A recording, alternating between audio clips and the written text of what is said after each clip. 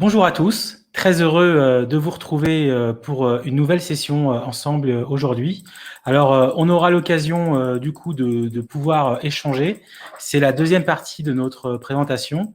C'est vrai qu'on a travaillé assez dur pour essayer d'organiser cette semaine. L'idée, c'était de pouvoir, là on est plus de 300 inscrits aujourd'hui, échanger sur ces gros sujets vraiment, et on le voit d'ailleurs dans la période post-Covid, qui font la une de l'actualité. L'enjeu, c'est vraiment de travailler tous ensemble pour un monde plus durable et plus inclusif. Donc, c'est dans ce cadre que nous avons organisé la deuxième partie de notre Sustainable Week. Donc, je suis Vincent Ducret, le cofondateur du Web Institute. Je vous souhaite la bienvenue. Donc, aujourd'hui, on aura donc deux parties. Donc, la première partie, l'idée, c'est de travailler sur comment associer croissance et durabilité. Voilà, c'est un des gros enjeux. Et donc, on a aujourd'hui avec nous Julie Villet de Unibail Rodamco Westfield et Sybille Donis de Saint-Gobain dans un question-réponse qui sera animé par Thomas Papadopoulos, le CEO et founder de Possible Future. Alors, pour ceux qui veulent étendre et proposer aux autres de nous rejoindre, n'hésitez pas à utiliser sur les réseaux sociaux hashtag Sustainable Day pour permettre au plus grand nombre de partager et de venir échanger avec nous. Cette session est une vraie session participative. On a laissé un temps large aux questions à la fin, ce qui me permet du coup de vous introduire la plateforme. Donc, vous avez effectivement à la fois le flux caméra et les slides qui apparaissent. Et sur la droite, donc vous avez tout d'abord un onglet chat pour un peu se saluer, mais vous avez l'onglet questions dans lequel on vous invite vivement à poser un maximum de questions pour que nos panélistes puissent y répondre dans la session qui suivra le Q&A. Voilà. N'hésitez pas à poser des questions. Alors, le Hub Institute est un think tank qui existe depuis 8 ans maintenant. Nous sommes une petite trentaine au Hub Institute et on s'est développé tout d'abord sur les jeux de transformation évidemment numérique d'entreprise et puis progressivement on s'est ouvert à d'autres challenges et aujourd'hui notre positionnement il est autour de ce qu'on a appelé la Next Economy, qui est quelque part la suite logique de la nouvelle économie. C'est vraiment l'association de manière complètement indissociable à la fois des enjeux de transformation à la fois numérique et environnementaux et sociétaux. Du coup, on a chez nous une équipe autour de tout ce qui est santé connectée, sur les enjeux humains. On a une équipe chez nous qui est dédiée à tout ce qui est management et RH et transformation du future of work un petit peu, transformation évidemment digitale. Et puis en tant que think tank, on élargit un peu le spectre avec justement notre activité Sustainable où via nos reports et nos conférences, on essaye d'aider ceux qui le souhaitent. Voilà. Alors, en mode Save the Date, n'hésitez pas à mettre sur vos tablettes dès maintenant nos deux grands rendez-vous de rentrée. Tout d'abord, notre conférence sur l'innovation urbaine dans un monde durable qui aura lieu le 15 septembre. Donc, c'est une conférence sur l'accréditation. Donc, n'hésitez pas à demander une accréditation dès maintenant. Et puis, notre conférence de fin d'année, Sustainable Forum Paris, où là, sur 2 jours, on aura l'occasion, on l'espère tous ensemble, d'échanger sur les 17 objectifs de développement durable que vous connaissez déjà bien, avec un panel d'experts français et international. Voilà. Alors, le reste de l'année, on organise évidemment des webinaires comme ceux d'aujourd'hui, qu'on appelle des talks. Et puis, comme je l'évoquais, on aura nos reports qui sortiront en fin d'année. Voilà, donc il est temps de passer maintenant au vif du sujet. Alors, comme à notre habitude, on introduit toujours nos conférences par quelques insights que nous, on suit dans notre activité, en gros, de recherche. Alors, la première grande tendance qu'on a vue, effectivement, vient de Chine. Vous le savez, on a fait déjà 2 ou 3 webinaires sur ce qui s'est passé en Chine avec des intervenants en direct de Chine. C'était assez intéressant d'avoir ces échanges avec eux. Ici, pour essayer d'encourager le circuit court, la plateforme Taobao qui appartient à Alibaba a encouragé la vente en direct de produits, de produits agricoles vraiment pour permettre aux fermiers de vendre leur production plutôt que de la jeter. Donc, ça a eu un impact assez intéressant. Ce qui est intéressant dans le cas précis, vous le savez, en Chine, c'est vraiment la mode de faire des ventes flash en direct vidéo. Et là, c'est ce qui s'est passé sur Taobao, une sorte de télé-shopping connecté en ligne. Et ça a permis du coup à des milliers d'agriculteurs de pouvoir vendre leur production de manière assez simple et de manière absolument directe. Donc ça, c'était une tendance qu'on a trouvée plutôt intéressante. On sait qu'en France, il y a pas mal de problèmes avec nos productions à nous. On l'a vu sur le cas de la pomme de terre, par exemple, sur les fleurs ou d'autres produits.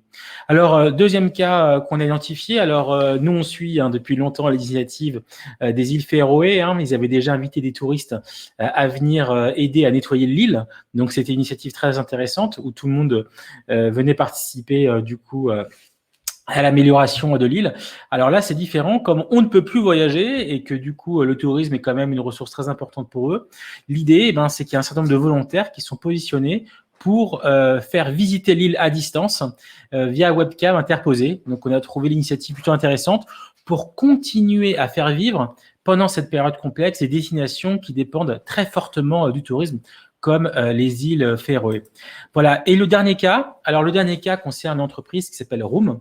Room est une entreprise américaine, direct to consumers, comme on dit, qui vend en ligne des kits pour s'installer, ce que vous voyez dans pas mal de boîtes aujourd'hui, ces sortes de cabines téléphoniques qui vous permettent de faire vos calls, vos réunions sans bloquer toute une salle de réunion juste pour vous.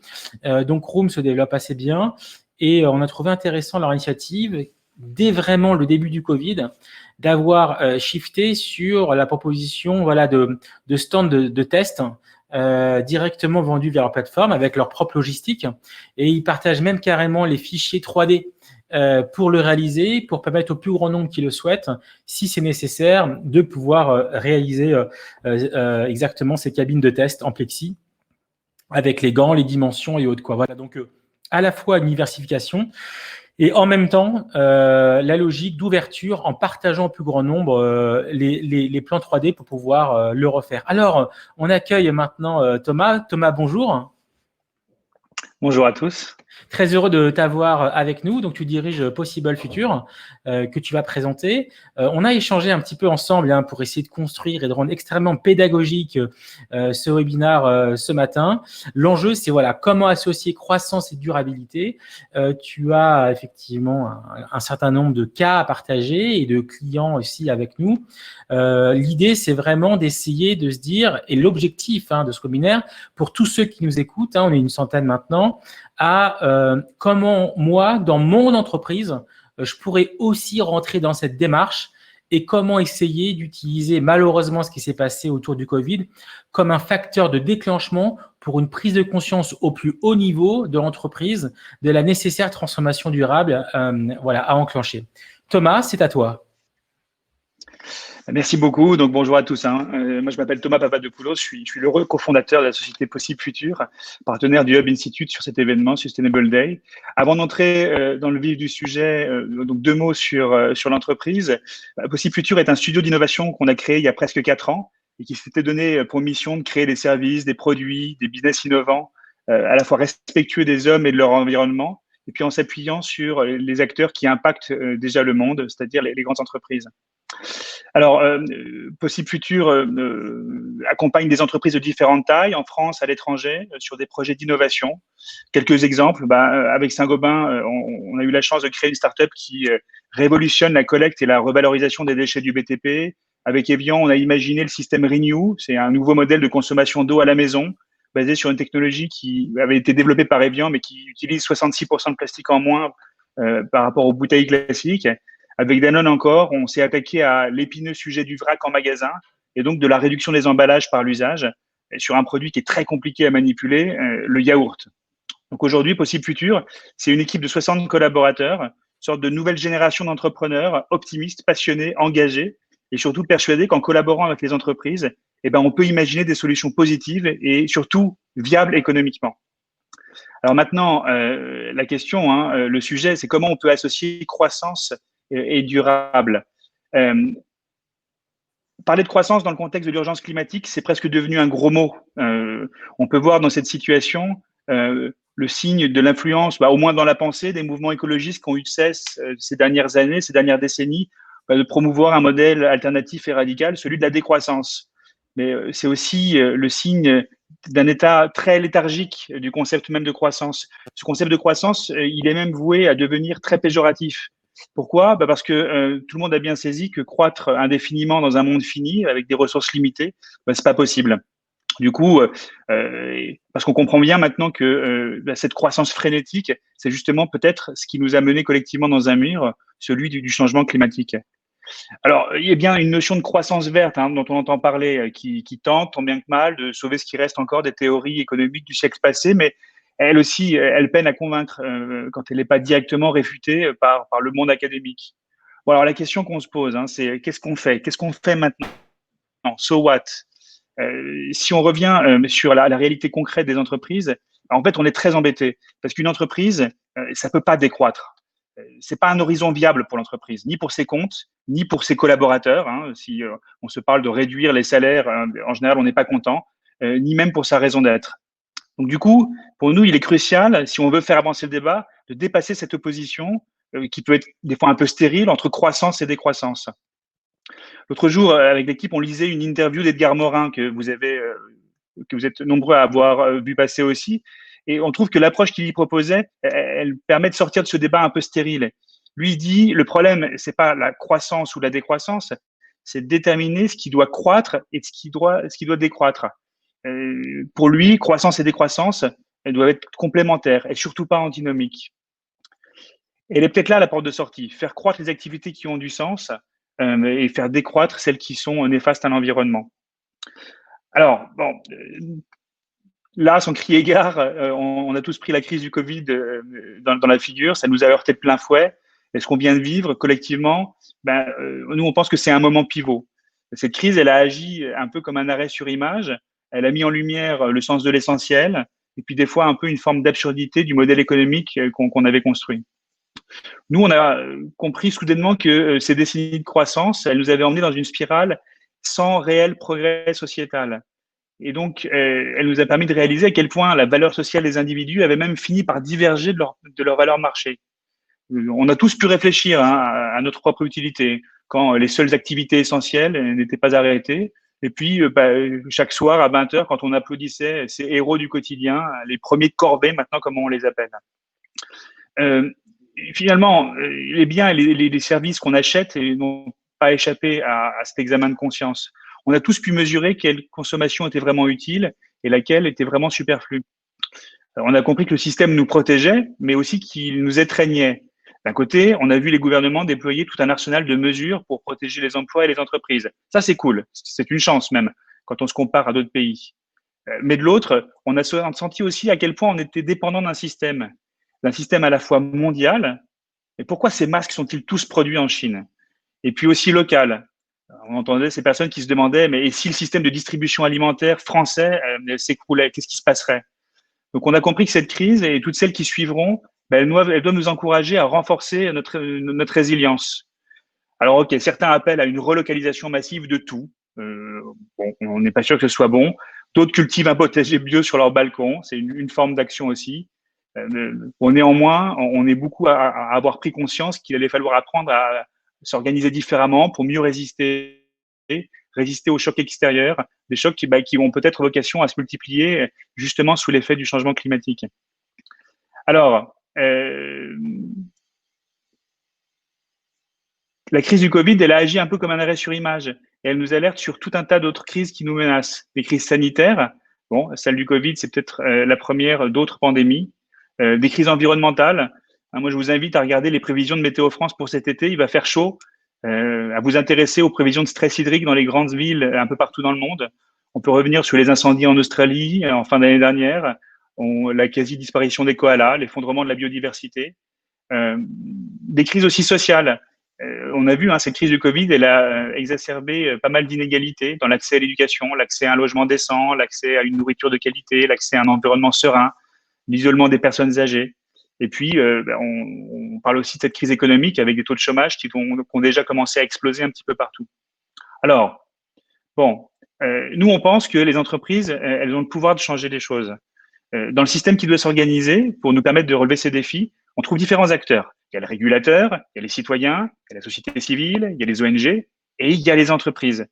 Parce que pour nous, les entreprises, elles ont un rôle à jouer. Elles ne pourront pas agir toutes seules, mais elles sont un maillon essentiel du système qui se mobilise, qui doit se mobiliser pour nous permettre de construire un modèle plus résilient.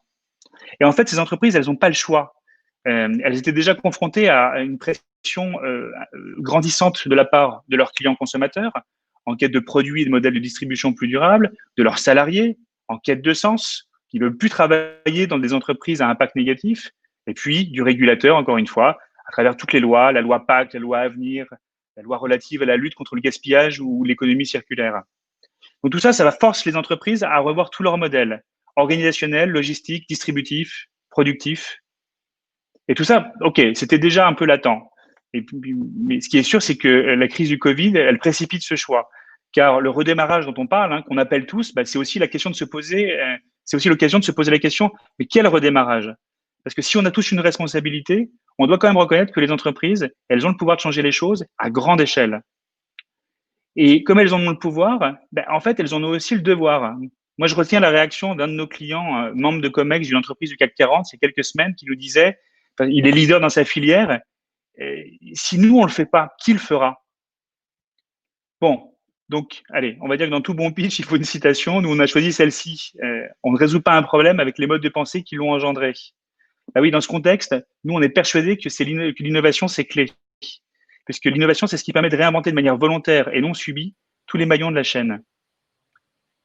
Alors, plus que l'innovation, on préfère parler d'innovation durable, celle qui va au-delà de limiter les impacts négatifs, mais qui accélère les changements positifs. Pas n'importe quelle innovation. L'innovation, elle doit être au service du sens. Elle doit permettre de construire de nouveaux modèles de développement avec comme boussole l'utilité sociale et environnementale. Nous, on l'appelle l'innovation durable, celle qui accélère la transformation des entreprises vers des modèles décarbonés, de sobriété énergétique et de solidarité. Alors, ok, il existe pas mal de freins dans les entreprises. Ça, nous, ça fait 4 ans qu'on travaille le sujet chez Possible Futur et on essaye de pousser nos clients à aller sur ce terrain de l'innovation durable, de la croissance, mais pas à n'importe quel prix. Et si on se dit la vérité, leur premier réflexe, c'est de mettre le pied sur le frein, pour tout un tas de bonnes et de moins bonnes raisons, financières, opérationnelles, politiques des fois. Bon, en réalité, nous, on est persuadés que tous ces freins peuvent être débloqués. La clé, c'est le courage des managers qui vont oser projeter leur entreprise dans une ambition durable, de ceux qui oseront avoir un plan qui permettra de changer la donne. Bon, voilà. Pour discuter de ce sujet, du coup, et nous permettre de découvrir 2 entreprises dans lesquelles nous on pense que les managers osent changer la donne. Très bien. On est très heureux aujourd'hui d'accueillir Julie et Sybille qui vont nous parler de leur sujet. Du coup, avec elle, on va essayer de comprendre comment ce sujet de la croissance durable est traité dans des boîtes comme Unibail, Rodamco, Westfield et Saint-Gobain Distribution, qui sont toutes les 2 leaders sur des secteurs clés de notre économie, le commerce et le BTP. Donc, pour commencer, moi, j'ai le plaisir d'accueillir Julie Villet, qui est directrice innovation et RSE chez Unibail Rodamco Westfield. Julie, elle travaille chez Unibail depuis 14 ans. Elle a occupé différents postes, d'abord dans les équipes opérationnelles Europe, puis dans l'équipe stratégie groupe. Depuis 2 ans, elle dirige le UR Lab, c'est la cellule d'innovation du groupe, et elle coordonne la stratégie RSE d'Unibail Rodamco Westfield.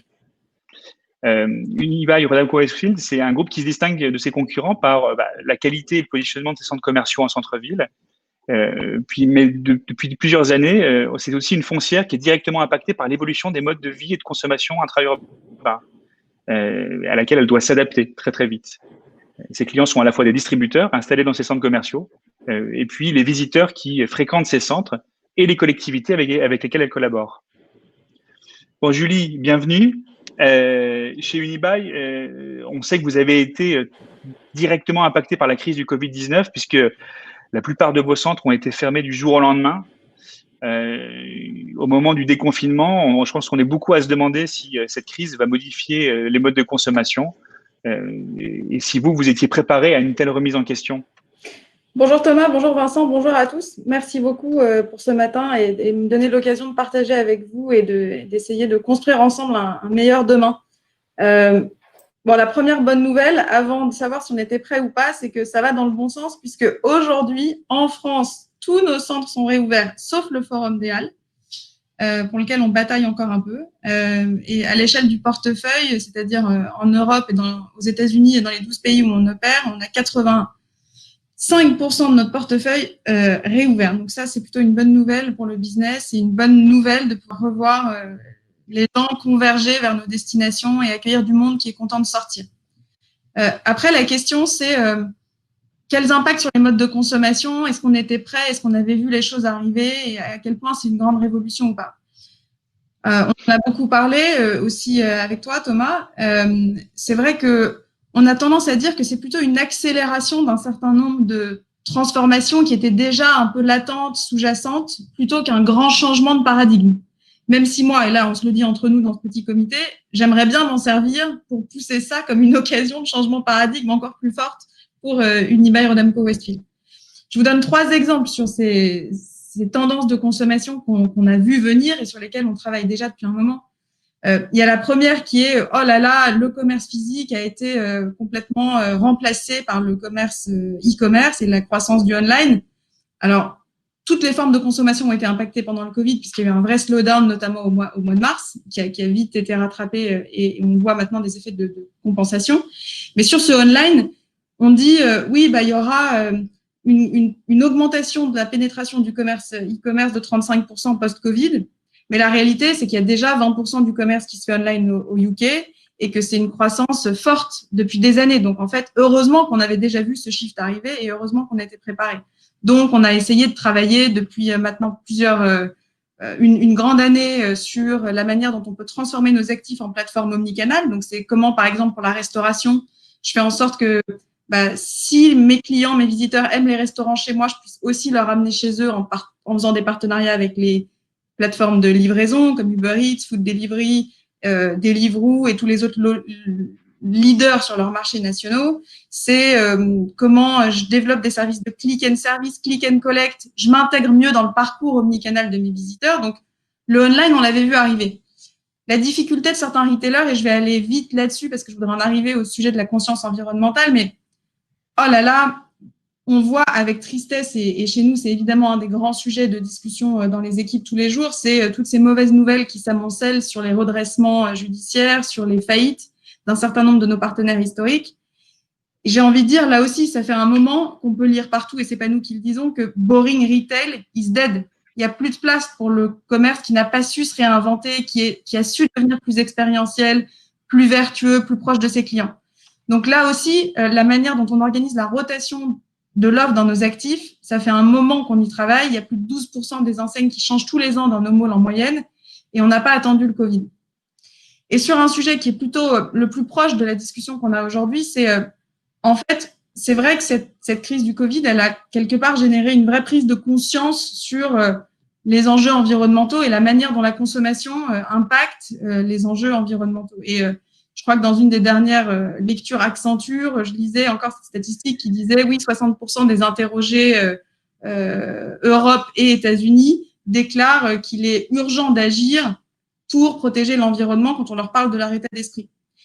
Mais c'est pas une révolution parce que si je repense à l'étude Greenflex que vous connaissez sans doute, le baromètre que tout le monde lit sur la consommation durable de 2019, il y avait déjà 60% des Français seulement, mais bon, on peut imaginer que c'est vrai en Europe, qui déclaraient que il était, alors attends, c'était qu'il était urgent, qu'il fallait revoir le modèle économique dans son ensemble pour pouvoir sortir de ce mythe de la croissance infinie. Donc en fait, c'est pas nouveau. Et nous, là-dessus, qu'est-ce qu'on dit? On dit, on n'a pas toutes les solutions, mais on a bien en tête le problème et on a bien en tête de vouloir accompagner ce changement de consommation. Quelques exemples.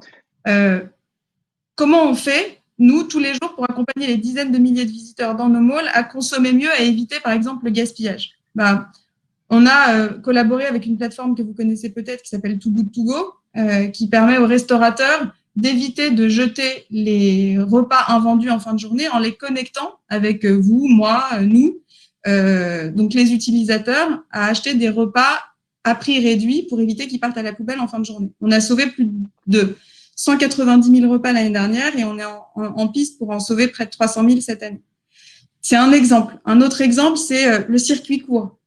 On n'a pas encore développé de circuit court sur tous nos actifs, mais on a des fermes urbaines au-dessus de nos centres commerciaux, à SO-Ouest, à Levallois, que vous connaissez peut-être pour certains d'entre vous, ouvre maintenant au mois de juillet la plus grande ferme urbaine du monde sur le toit de la porte de Versailles à Paris encore, sur lequel on va pouvoir travailler en circuit court à irriguer tous les restaurants de la zone de la porte de Versailles. Et c'est un exemple qui marche. Du coup, ce sujet des circuits courts, il est intéressant parce qu'il y a ce qui se passe dans vos malls. Et il y a aussi le fait que vos malls ils soient très très bien positionnés en centre-ville. Donc, est-ce qu'il n'y a pas l'opportunité pour Unibail de se repositionner un peu comme un acteur essentiel de la logistique urbaine des grandes villes à un moment là, on est encore dans un calendrier d'élections municipales. On voit passer des programmes qui sont intéressants. Est-ce que vous pouvez jouer un rôle en dehors de vos murs dans cette intégration dans la ville? En fait, je pense que la crise du Covid, elle a particulièrement accéléré cette question de à quoi on sert. Enfin, comment on peut avoir un impact positif sur les territoires et les communautés où on opère. Ça nous anime depuis toujours, mais ça a été encore plus renforcé. Et donc, la question de quel rôle dans le tissu urbain dans lequel nos actifs s'insèrent, et c'est la particularité de notre portefeuille d'être vraiment localisé, on a une stratégie de concentration sur les actifs situés en cœur de ville dans les zones urbaines très denses. Et donc, pour en revenir à ton point, Thomas, c'est vrai que voyant toutes les questions qu'il y a autour de la circulation des flux de marchandises dans les villes et les contraintes que les villes souhaitent mettre en place pour limiter un peu cette nuisance pour les riverains notamment, on se dit qu'on a probablement un rôle de hub urbain plus important à prendre pour pouvoir permettre d'irriguer mieux nos commerçants à nous et leur permettre de distribuer mieux leurs produits, bien sûr, mais aussi tous les commerçants qui sont autour de chez nous. Et sur ce sujet-là, vous connaissez peut-être le projet qu'on va ouvrir en début d'année prochaine aux ateliers Gaîté à Montparnasse, à Paris, où on a travaillé de manière intelligente avec Géopost à développer un espace de logistique urbaine qui va permettre d'améliorer la logistique pour les commerçants des ateliers Gaîté, bien sûr, mais aussi pour les commerçants autour de chez nous. Et dans les ateliers Gaîté, je vais aller vite sur cet exemple, mais c'est intéressant, il y a un grand food court qui va ouvrir, qu'on va faire en partenariat avec le groupe MoMA et qui va être le premier food hall parisien, un peu à la mode Time Out, mais à Paris. On va avoir une vingtaine de petits restaurateurs là-dedans qui vont consommer du produit frais. Et en fait, on a organisé avec Sogaris le fait de ramener une mini plateforme logistique Rungis en dessous des ateliers Gaîté qui pourra aussi rayonner sur les autres restaurateurs du 15e. Donc, ça rejoint ton point et je pense que oui, c'est un rôle et une utilité qu'on peut apporter dans le tissu urbain aujourd'hui et c'est effectivement une belle opportunité de développement pour en étant plus utile. Ok. Ce qui surprend un peu, là, je reprends ta bio et ton titre. On voit que le groupe a souhaité réunir innovation et RSE dans une même fonction. Pourquoi avoir voulu concilier ces deux préoccupations dans une même feuille de route? En fait, je pense que pour nous, ça a été hyper évident, puisqu'il y a une question fondamentale, un dénominateur commun qui est comment on doit transformer le business pour faire un business meilleur demain. On a travaillé sur des sujets de développement durable, ou en tout cas d'impact positif depuis longtemps, mais qu'on a accéléré en 2016 avec notre stratégie Better Places 2030. Qui a un vrai plan de transformation pour avoir une activité décarbonée, plus inclusive, qui travaille pour générer de la croissance sur les territoires où on opère et qui embarque tous les collaborateurs dans un plan de transformation. Et ce grand plan de transformation, pour pouvoir atteindre ces objectifs, dont un moins 50% d'empreinte carbone d'ici 2030, on a besoin de solutions innovantes. Donc, parce que les solutions sur le marché, sur l'étagère, elles sont pas toutes prêtes. C'est un peu ce que tu décrivais tout à l'heure avec le travail que vous avez fait avec Evian ou Saint-Gobain. Nous, par exemple, sur le sujet de l'empreinte carbone, on sait que pour les nouveaux projets, on a une obligation de devoir réduire de 35% leur empreinte carbone. Et si on utilise les matériaux de construction classiques amenés par les Bouygues, Eiffage et autres partenaires historiques sans les pousser, sans avoir ce rôle de prescripteur, on va avoir les mêmes causes produisant les mêmes effets, le même bilan carbone en fin de course. Et typiquement, on a travaillé encore une fois sur les ateliers Gaîté avec une start-up maintenant il y a plusieurs années, qui est une jeune start-up qui s'appelle Hoffman Green Cement Technology, qui a su, par des dispositifs innovants, créer un béton bas carbone qui réduit de 65% l'empreinte carbone des matériaux de construction dont les fondations représentent elles-mêmes 60 à 70% du bilan carbone d'un projet. Cette start-up, on l'a trouvée il y a 5 ans, on l'a poussée à Eiffage. Aujourd'hui, elle a fait son IPO et elle marche très bien sur Euronext. Donc, tu vois, c'est une manière d'illustrer le fait que pour pouvoir changer le business en meilleur, on a besoin d'aller chercher des innovations positives dont tu parlais tout à l'heure. Donc, en fait, pour nous, c'est vraiment une évidence. Et tout n'est pas technologique, parce que, tu vois, l'innovation, c'est aussi des choses très low-tech. Et là, pendant la période de Covid, on a pu, encore une fois, se dire, mais à quoi on peut servir quand nos espaces sont fermés, qu'on ne peut pas permettre aux gens de venir consommer ou se divertir? Et bien, typiquement, on a transformé nos espaces en des lieux d'accueil pour les femmes et les familles en situation de violence domestique. C'est hyper low-tech, mais ça revient à quoi je sers. Comment je peux avoir un impact positif dans les communautés où j'opère. Ouais, super. Bon, vas-y Thomas. Non, c'est vrai que du coup, là, c'est intéressant parce que là, on a parlé de confinement, on a parlé de déconfinement. On s'attend à ce que l'économie redémarre quand même peu ou prou. Et la question qu'on peut se poser, c'est est-ce que le modèle du Nearby Rodamco Westfield, il est suffisamment résilient d'après toi, Julie, ou est-ce qu'il va falloir qu'il pivote à moyen long terme pour pouvoir s'adapter?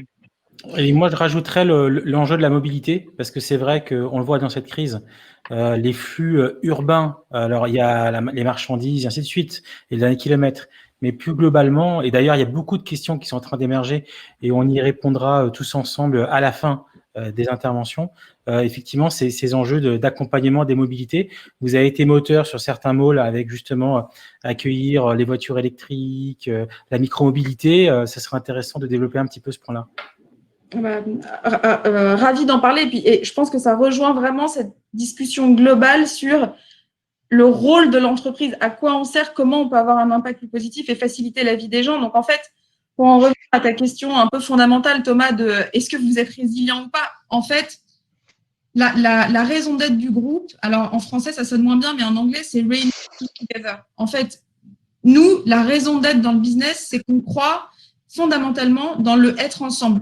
We are social animals, on aime être dehors, on est des êtres sociaux, on aime être ensemble.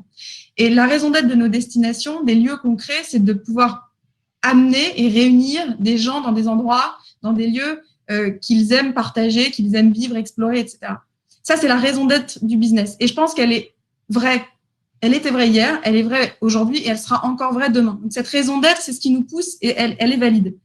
Après, nos deux fondamentaux business, j'ai envie de dire, eux aussi, quelque part, ils sont résilients. Si on va très vite, on a deux grands objectifs. C'est créer des destinations préférées pour les gens qui habitent, qui vivent, qui transitent à côté de chez nous. Et le deuxième objectif, et c'est nos clients, c'est d'être le meilleur partenaire possible pour les enseignes.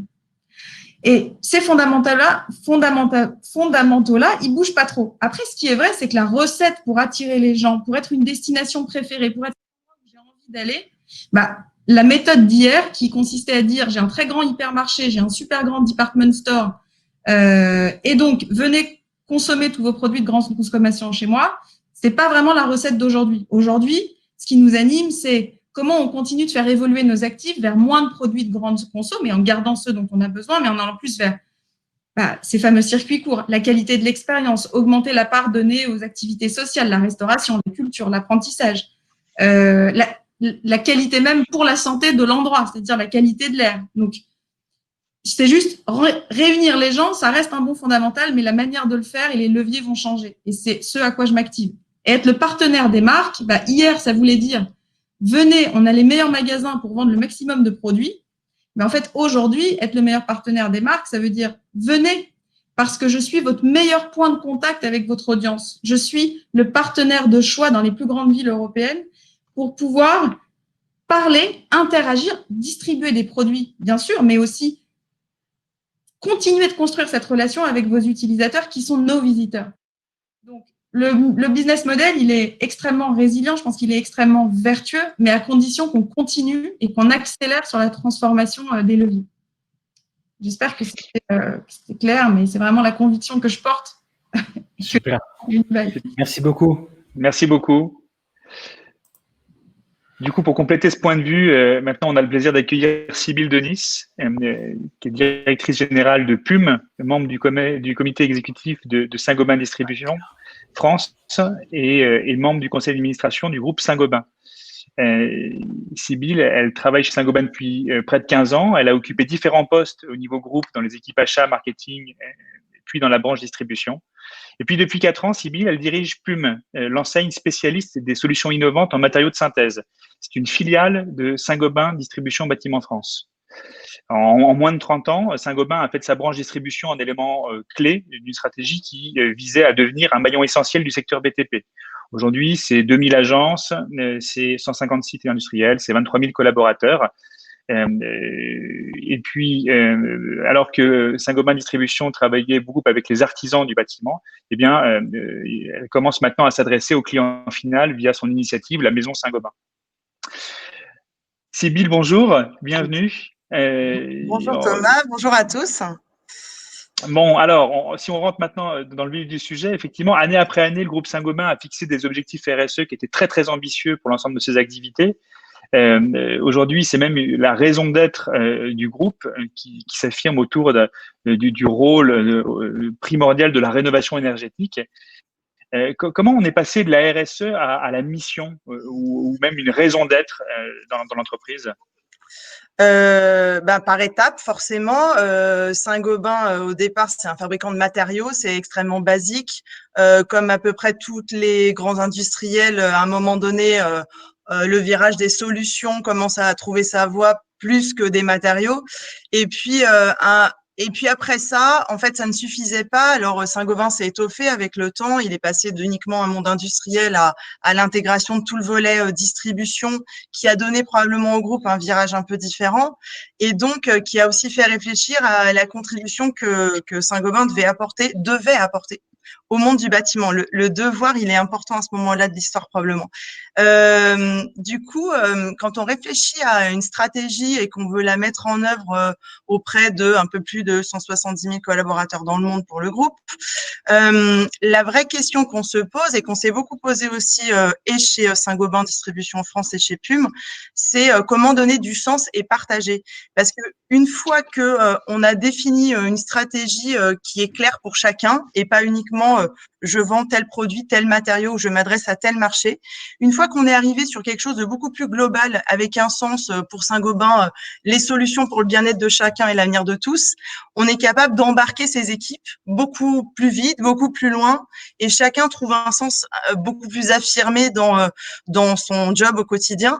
Alors, j'ai envie de répondre que, en fait, ce jump final, c'est probablement les collaborateurs du groupe qui l'ont fait, parce que c'était plus simple et ça parlait à plus de monde de définir un petit peu quel était le rôle, la mission, la raison d'être donc de Saint-Gobain dans le monde et puis particulièrement en France pour nous dans les activités de distribution.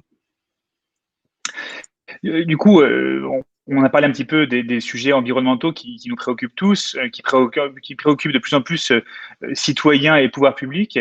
On sait que le secteur de la construction, il est souvent mis au pilori parce que probablement un de ceux qui sont les plus polluants. Est-ce que cette pression de l'opinion, elle a accéléré les choses dans une société qui appartient à Saint-Gobain Distribution?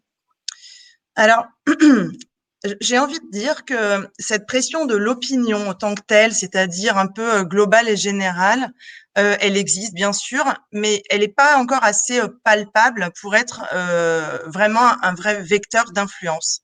À l'inverse, ceux qui sont, et c'était drôle, j'écoutais Julie parler de nos majors du BTP, ceux qui vraiment ont des attentes, je vais le dire comme ça plutôt qu'une vraie pression, ce sont nos clients. Les majors, même si aujourd'hui ils sont encore ancrés probablement parfois sur des matériaux traditionnels, etc. Ils ont des attentes à notre égard assez vertueuses sur ce besoin d'innovation, sur l'envie de se démarquer de leurs concurrents évidemment aussi, et donc ils nous emmènent dans quelque chose là-dessus qui est assez profond et qui doit être un signal qu'on entend nous et sur lequel on travaille. Pour revenir sur le sujet de l'opinion, il y a une chose qui est sûre pour moi, c'est que même si aujourd'hui on ne sent pas une pression forte, elle sanctionnera à terme les entreprises qui n'auront pas intégré la RSE comme une vraie mission essentielle. Ça veut dire que on ne pourra pas recruter les talents qu'on cherche parce que la marque employeur sera pauvre. Hein. Quand on regarde les jeunes aujourd'hui, ils veulent avoir bossé dans une entreprise qui incarne des choses et qui est pas uniquement là pour fabriquer des produits et les vendre et les mettre sur le marché. Ils recherchent avant toute autre chose d'être dans une boîte dont ils sont fiers en fait. qui incarnent des valeurs qu'ils portent. Et ça, c'est un vrai sujet de fond sur lequel la RSE a énormément de choses à apporter. Et puis, les clients vont exiger des preuves d'action. Ça, c'est déjà enclenché. Je pense que ça va s'accentuer avec le temps. Donc voilà. Moi, je pense que la pression de l'opinion, elle est diffuse, elle est pas toujours extrêmement claire dans son expression, mais par contre, elle va réellement sanctionner. C'est la raison pour laquelle on doit, nous, aujourd'hui, conduire notre stratégie en l'intégrant sans attendre que des gens sortent des pancartes et nous disent « mais il faut faire ci, il faut faire ça, vous n'êtes pas là, on vous attend ». Voilà, il faut devancer cet appel-là probablement. Vous êtes en première ligne parce que vous êtes distributeur. Est-ce que vis-à-vis de vos fournisseurs, dans la relation avec vos fournisseurs, il y a des discussions aussi, il y a des attentes, vous les sentez sur ces sujets-là? Alors, j'ai envie de dire que nous avons beaucoup d'attentes à leur égard. Clairement, hein. Nous, par rapport à ce qui vient d'arriver dans toute cette crise sanitaire, on avait déjà beaucoup axé toute notre action sur l'innovation comme étant un vecteur de croissance, beaucoup d'innovation durable. Le sujet de l'économie circulaire, hein, chez PUM, on a une activité forte autour des matériaux de synthèse au global, donc on est extrêmement sensibilisé à tout ce qui va concerner l'économie circulaire, le recyclage des déchets, etc. Donc sur tous ces sujets-là, nous avons des attentes fortes auprès de nos partenaires industriels. Ça veut dire qu'on s'investit aussi beaucoup à leur côté. On est là comme vraiment pour se faire avancer mutuellement sur le sujet. On attend de l'innovation. On suscite de l'innovation et on accompagne l'innovation parce qu'il suffit pas de rentrer dans ce débat juste avec des attentes. Il faut aussi être capable de le promouvoir.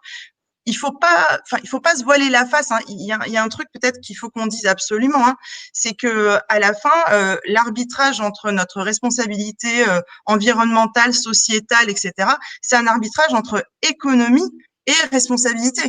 C'est quand même ça l'enjeu. Hein. Il faut qu'on arrive à se dire que dans un certain nombre de situations, même si la RSE n'est pas systématiquement un objectif de plus à cocher, et je crois à l'inverse que c'est plutôt quelque chose un prisme à travers duquel on doit analyser et définir notre stratégie.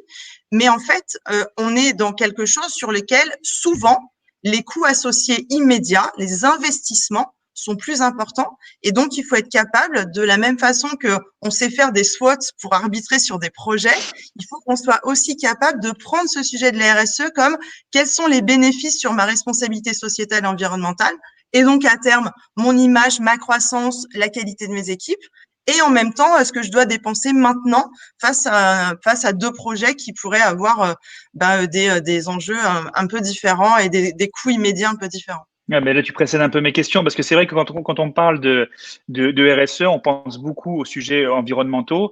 Mais tu viens de le dire, RSE, ça peut aussi être lu comme responsabilité sociétale des entreprises. Et du coup, sur ces autres terrains que le terrain environnemental, quels sont les sujets sur lesquels vous avez décidé de travailler?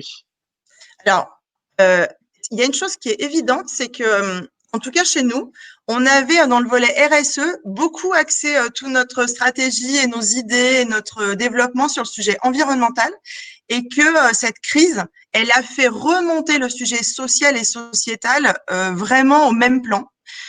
Et ça, c'est assez nouveau, je dois dire. Nous, très clairement, le premier sujet social, aujourd'hui, il est auprès de nos collaborateurs. La semaine prochaine, on va adresser une enquête à tous nos collaborateurs sur le télétravail. La question est, comment est-ce que vous voulez inclure le télétravail à terme? Ça a l'air hyper bateau, mais nous, par exemple, chez nous, j'assume le fait qu'on n'était pas très, très mûrs sur ce sujet et que finalement, le fait de voir que nos équipes ont été capables, en 48 heures, de déménager chez elles, de se mettre à travailler, de s'organiser en réseau. Ceux qui habitent près de tel endroit viennent chercher les docs, les donnent aux autres, etc., avec une solidarité incroyable, et des gens qui se sont révélés dans des situations à gérer l'éloignement, etc. Ça nous a mis un peu un coup de pied aux fesses pour se dire OK, en fait, on pourrait faire des trucs qu'on n'avait même pas imaginé avec nos collaborateurs. Donc, dans le sujet sociétal et social, il y a ça qui arrive en premier. Dans le sujet social, il y a évidemment aussi le rôle qu'on va jouer dans notre environnement économique. C'est-à-dire que la relation aux partenaires industriels français et européens, mais français en particulier, a été très forte durant cette crise parce que, et avec nos clients et avec nos fournisseurs, on a fait le choix de communiquer en permanence et en toute transparence sur ce qui nous arrivait. Donc, quand on faisait 10% de notre chiffre d'affaires, on leur a dit. Et quand on est remonté et qu'on a repris les rênes à 80 ou à 100%, on leur a dit aussi, parce qu'il était indispensable qu'on soit tous alignés pour savoir où on allait, qu'on arbitre sur la façon dont nos équipes venaient bosser ou pas. D'ailleurs, petite parenthèse, sur ce volet, on a été hyper souple avec nos collaborateurs. On leur a proposé toutes les façons possibles en termes d'agilité pour qu'ils puissent à la fois travailler, garder leurs enfants, parce qu'on était dans des situations personnelles très variables, plutôt que de laisser des gens au chômage partiel. Donc voilà, on s'est quand même beaucoup investi là-dessus et je pense qu'on sort de cette crise avec une relation avec nos partenaires et clients et fournisseurs qui est beaucoup plus proche parce qu'on a vécu quelque chose qui a été assez fort et assez puissant. Et l'histoire montre qu'aujourd'hui, si on veut être face aux besoins du marché, il faut avoir été capable d'avoir noué des liens forts durant cette période. Merci beaucoup. C'était très intéressant effectivement d'avoir aussi cette vision indue quelque part, parce qu'on voit de manière assez complémentaire comment tout s'imbrique un peu dans ces sujets vraiment liés au durable. Alors je vous propose maintenant de rentrer dans la session questions-réponses. Alors on a beaucoup de questions. Et il nous reste une petite quinzaine de minutes, 10 minutes exactement. Donc, je vous propose de prendre quelques questions. On ne pourra pas toutes les prendre, bien sûr. On pourrait démarrer une question pour Sybille. Donc, sur la partie, effectivement, centres commerciaux, donc il y a eu beaucoup de questions. Il y a une question sur le fait que certains malls, effectivement, disparaissent aux États-Unis. Alors, moi, dans mon expérience personnelle, j'ai eu l'occasion en début d'année de me rendre au Westfield à Century City, à Los Angeles, puisque c'était juste avant d'aller au CES à Las Vegas. Et c'était intéressant de voir comment, et on l'évoquait un petit peu, le quartier.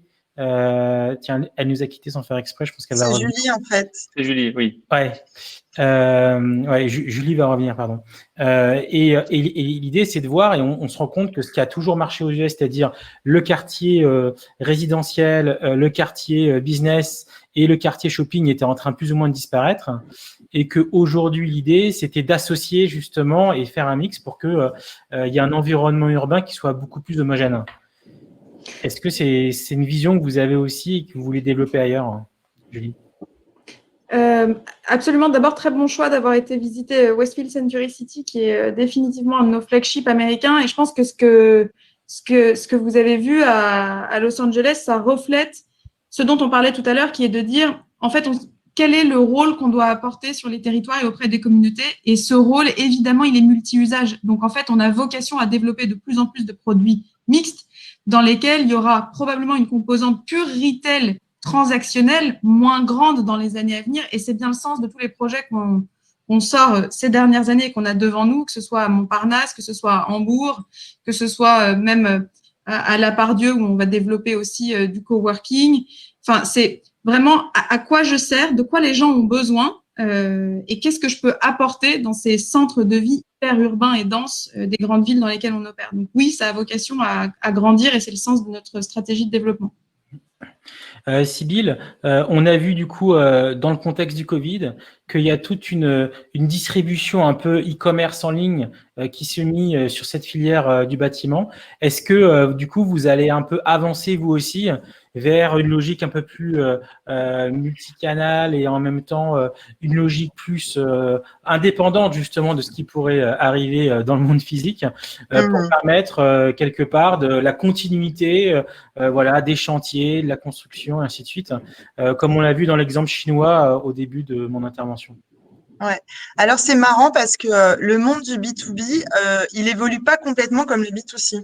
On a fait tous durant cette période, on a une stratégie omnicanal, multicanal assez forte chez Saint-Gobain Distribution en France. On a mené des tests avec une boîte qui s'appelait Outils à un moment et qui nous a beaucoup fait progresser sur le e-commerce. Aujourd'hui, durant la période de confinement, on a tous explosé en vente digitale parce qu'on a tous des sites marchands marchands, e-commerce, etc. Et en fait, c'était assez drôle parce que finalement, le besoin de rapport physique des animaux sociaux dont parlait Julie tout à l'heure, c'est dès qu'en fait on s'est déconfiné, on s'est mis tous en mode drive durant cette période. Donc dès qu'on s'est déconfiné, dès qu'on a rouvert la porte de nos magasins, les clients ont arrêté le web et sont revenus nous voir. Ça ne veut pas dire qu'on n'en tire aucune leçon. Il y a forcément des choses qui sont à analyser dans nos parcours clients et c'est ça la vraie issue de cette crise. C'est que moi, je retiens 2 enseignements.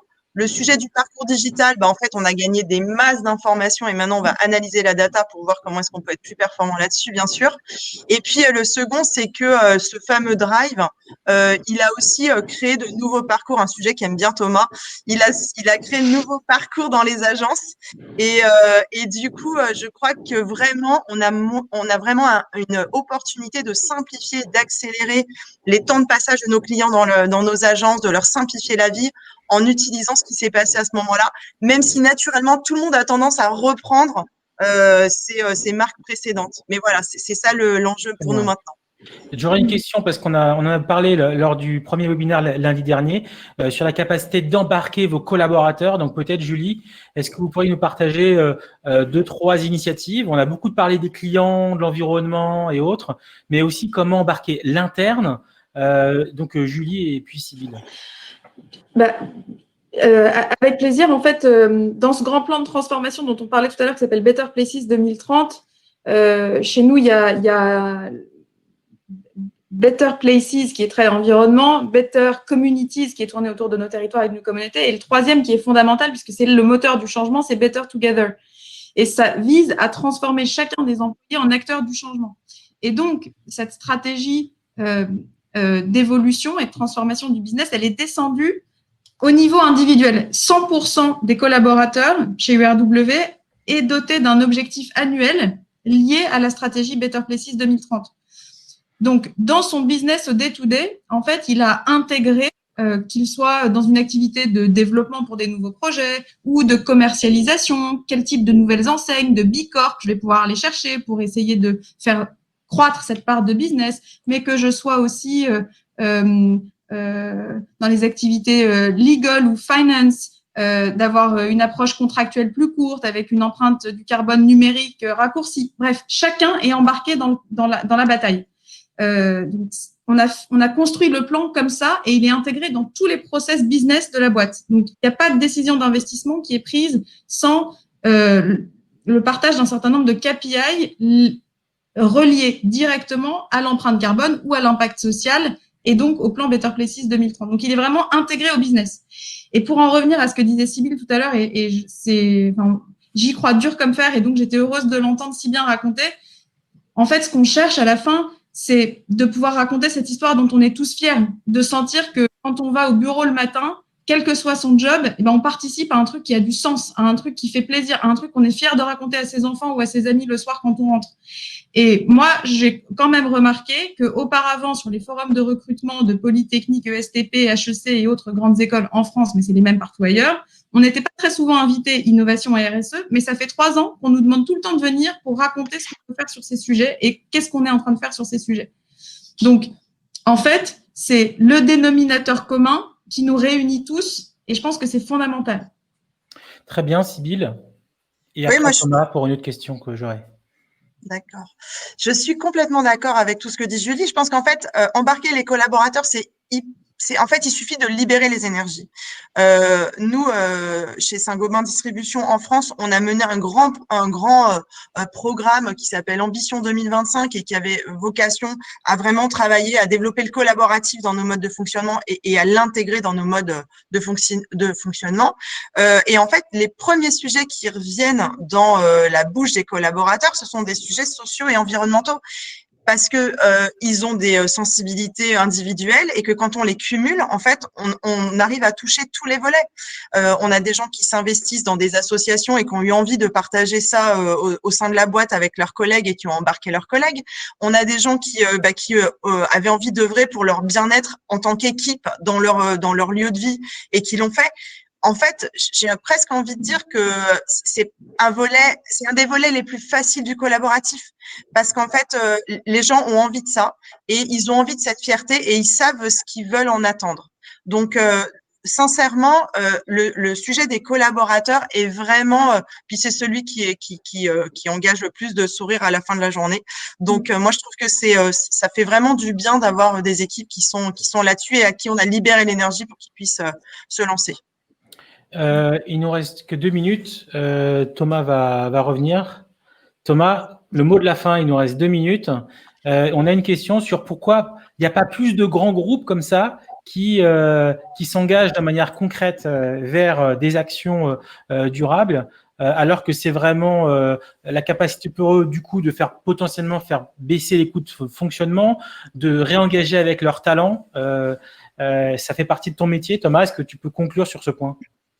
Oui, non, je pense qu'il y en a quand même de plus en plus, et ça c'est un mouvement positif. Et par rapport à ce que disaient Sybille et Julie à l'instant, on a l'impression que le mouvement, et notamment depuis l'été dernier, il vient des collaborateurs, il vient de l'interne. C'est-à-dire que on est tous rentrés de vacances en s'étant fait questionner par nos amis, nos familles qui nous demandaient, nos enfants, mais et toi, qu'est-ce que tu fais dans ton entreprise et comment on agit ensemble? Donc il y a eu une prise de conscience et nous on la date vraiment à l'été dernier. Et du coup, ça change. Alors, ça prend un petit peu de temps, mais on voit quand même de plus en plus d'initiatives. Et on n'est plus simplement sur des plans dans un coin. On le voit dans les organisations avec la nomination de responsabilités RSE au niveau des COMEX. Donc ça, c'est un premier point qui est très intéressant. Et derrière, on voit des stratégies RSE qui sont remappées très très durement avec des objectifs business, parce qu'en fait c'est aussi une opportunité pour toutes ces boîtes d'aller prendre des parts de marché, d'aller prendre de croître, mais en étant sur des impacts plus positifs et plus vertueux. Donc il y a une équation qui est possible. Tous les groupes y sont pas encore, mais on en voit de plus en plus, et les groupes en France notamment sont quand même plutôt à la manœuvre. On a de bons exemples avec Saint-Gobain ou Unibail-Rodamco-Westfield. On pourrait citer des boîtes comme L'Oréal qui agissent énormément aussi sur le sujet. Et ça, pour nous, ça va vraiment dans le bon sens. Donc, il faut appuyer, il faut du courage, parce que ça ne va pas venir que des COMEX. Il faut que le management intermédiaire de ces boîtes-là s'empare aussi du sujet, et leurs collaborateurs leur diront merci, parce qu'on retrouvera le sens dont on a tous besoin dans les entreprises pour avancer ensemble.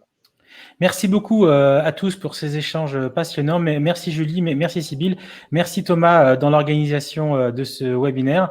On a passé 1 heure ensemble à essayer de décrypter, de partager avec notre audience la manière vraiment d'engager avec ces enjeux. Il y a beaucoup de questions, on ne peut pas les prendre toutes évidemment. On continue la conversation en ligne. N'hésitez pas à nous rejoindre par exemple sur notre compte Twitter UpSustain. Voilà, je vous dis à très bientôt. Comme je l'évoquais tout à l'heure, on a notre grand rendez-vous le 15 septembre et puis notre conférence de fin d'année le 1er et le 2 décembre. Donc, merci beaucoup à tous et bonne journée. Et puis, on continue du coup pour la deuxième partie de notre webinaire. Merci Thomas, merci à tous.